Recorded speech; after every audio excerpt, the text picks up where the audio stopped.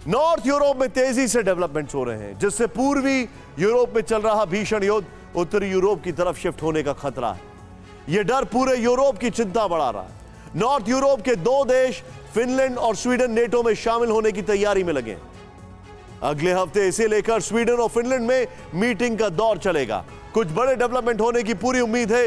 NATO countries भी इसे लेकर एक मीटिंग करने वाले, लेकिन इस सब के बीच रूस लगातार एग्रेसिव है। रूस फिनलैंड और स्वीडन के साथ साथ नेटो देशों को बर्बाद करने की धमकियां दे रहा है। सबसे लेटेस्ट धमकी रूस के डिप्टी फॉरेन मिनिस्टर अलेक्जेंडर ग्रुश्को की है।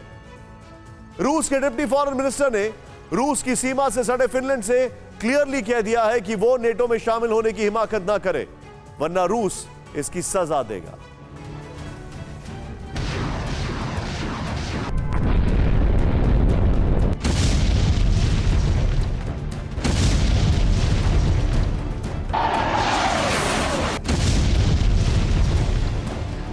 यूक्रेन में चल रहे युद्ध का नया फ्रंट कहां होगा? अब यह सवाल अमेरिका और नाटो देशों की सबसे बड़ी चिंता बन चुका है।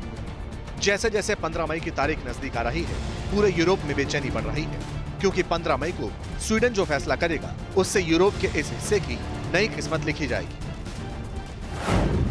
9 मई के बाद यूरोप को 15 मई क्यों डरा रही है?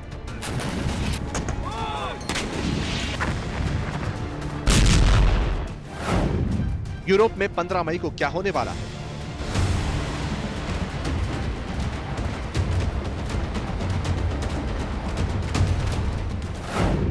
क्या पुतिन 15 मई को वॉर का दूसरा फ्रंट खोलेंगे?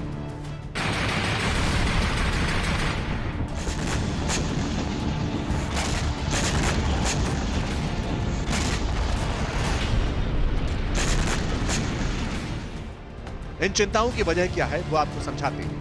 दरअसल 15 मई वो तारीख है जब स्वीडन की सत्ताधारी पार्टी इस बात का ऐलान करेगी कि स्वीडन के नाटो के मेंबर बनने को लेकर उसका स्टैंड क्या है।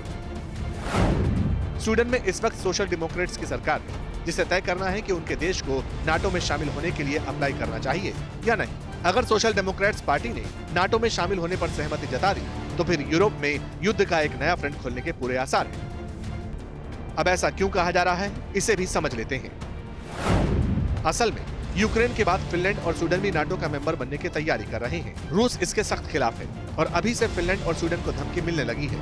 रूस के उप विदेश मंत्री अलेक्जेंडर ग्रुश्को ने इन देशों को पुतिन की मंशा जाहिर कर दी है। ग्रुश्को ने कहा, अगर फिनलैंड नाटो में शामिल हुआ तो रूस चुप नहीं बैठेगा। अलेक्जेंडर ग्रुश्को ने कहा कि फिनलैंड का नाटो में जाना रूस की सिक्योरिटी के लिए खतरा है, जिसे हम नजरअंदाज नहीं कर सकते। सवाल है, क्या मई का महीना पूर्वी यूरोप पर भारी है? हर बदलती तारीख खतरे को बढ़ाने वाली है।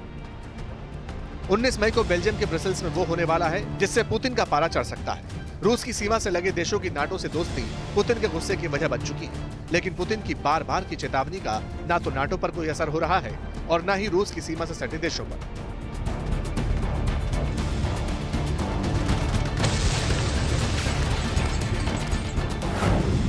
उन्नीस मई को नाटो कंट्री के सैन्य प्रमुखों की बेल्जियम के ब्रसेल्स में बैठक होगी, जहां नाटो के मिलिट्री कमेटी के अधिकारी बात करेंगे। इस मीटिंग में नाटो की पार्टनर कंट्री के तौर पर फिनलैंड, स्वीडन और यूक्रेन भी हिस्सा लेंगे।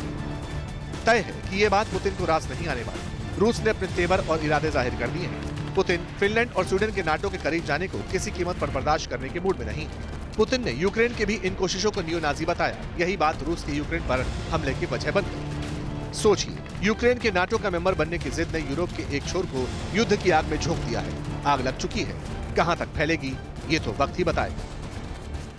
अड़ी सोमवार से शुक्रवार शाम 6 बजे सिर्फ TV9 भारतवर्ष पर।